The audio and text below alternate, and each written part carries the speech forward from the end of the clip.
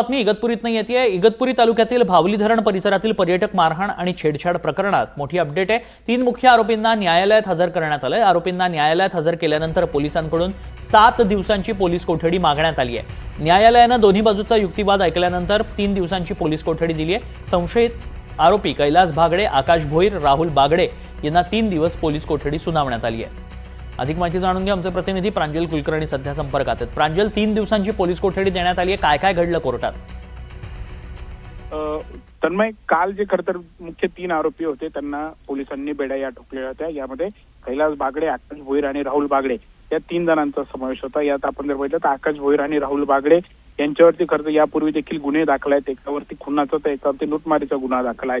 दरम्यान या तिघांनाही आज इगतपुरी न्यायालयामध्ये हजर हे करण्यात आलं होतं। इगतपुरी न्यायालयामध्ये आपण जर पाहिलं तर दोन्ही पक्षाचा जोरदार युक्तिवाद हा पार पडलेला होता।